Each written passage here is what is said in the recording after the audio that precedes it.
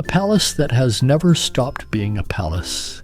While empires rose and fell around it, while languages and faiths and dynasties changed hands, this place endured, and it still houses a royal family today. This is the Real Alcázar of Seville, described by its own official records as the oldest royal palace in Europe still in use. The word Alcázar comes from the Arabic al-Qasr, meaning a large stone building from which power is projected. That phrase itself traces back to the Latin castrum, a fort, power, projection, stone, three words that define everything you are about to see. The story begins in 913 and 914 when Abd al-Rahman III raised a fortified construction on this site, building over the ruins of a Visigothic Christian basilica. He was responding to a revolt against the government of Córdoba.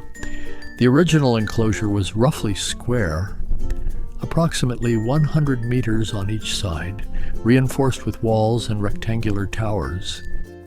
A century later, the Abbadid ruler Al-Muqtamid pushed the complex further south and east.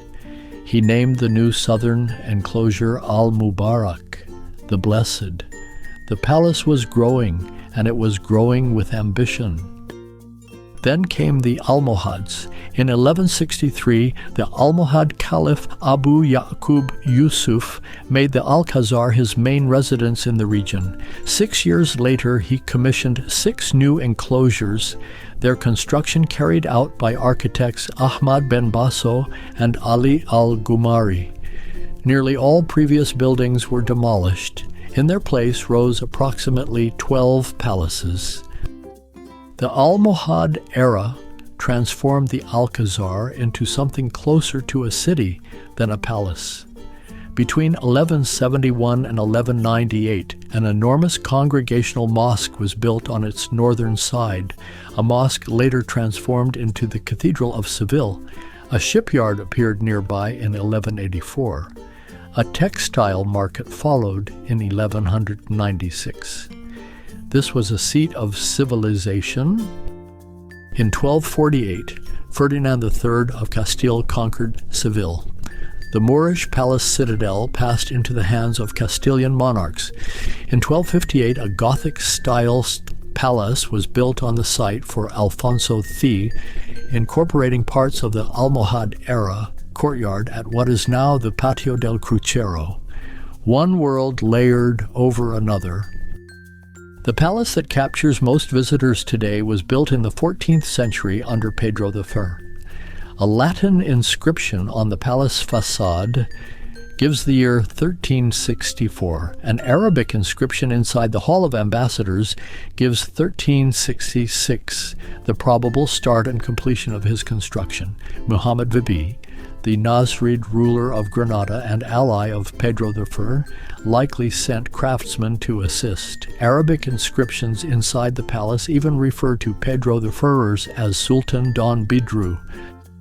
Stand inside the Hall of the Ambassadors and look upward. The room takes the form of a kuba, a square chamber covered by a great dome. The current dome was rebuilt in 1427. The wooden doors were made by artisans from Toledo, their decoration finished in 1366. In 1526, Emperor Charles V and Isabella of Portugal celebrated their marriage beneath this ceiling. Cross into the Patio de las Doncellas, the courtyard of the Maidens. Its name carries a legend that Muslim rulers once demanded an annual tribute of 100 virgins from the Christian kingdoms of Iberia.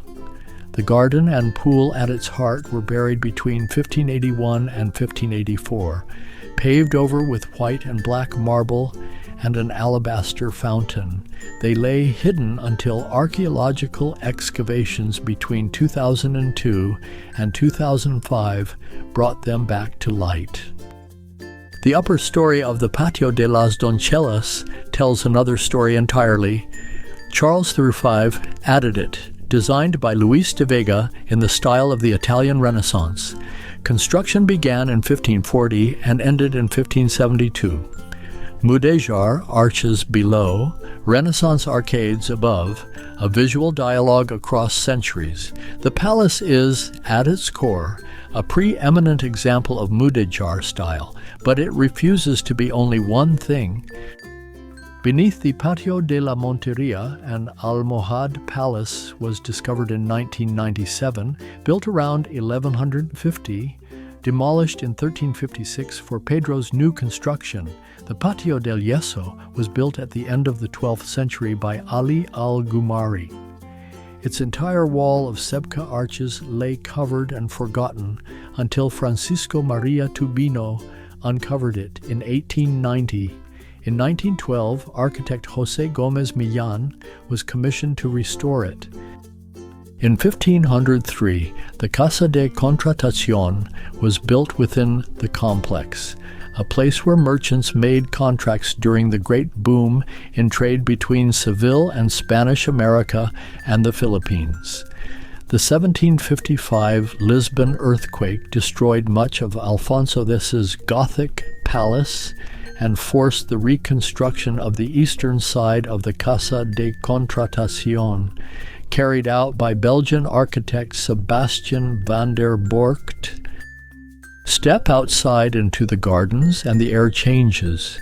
The Alcázar's grounds follow the ancient tradition of Al-Andalus palace gardens, orchards of fruit trees, fragrant flowers, and water moving through irrigation channels, runnels, jets, ponds, and pools. In the 17th century, Italian designer Vermondo Resta transformed an old Muslim wall into the Galleria de Grutesco, a loggia overlooking the gardens, introducing Italian Mannerist style under Philip III.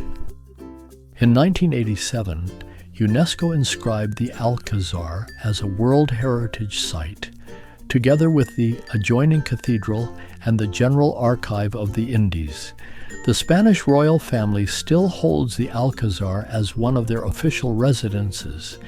The upper stories remain in use when they visit Seville, administered by the Patrimonio Nacional. More than 1,000 years of history live inside these walls, not preserved under glass, but breathing. Caliphs, kings, emperors, merchants, craftsmen from Toledo and Granada, architects from Belgium and Italy, each left something behind. And every morning at 9:30, the gates open again, and the oldest royal palace in Europe still in use invites the world inside.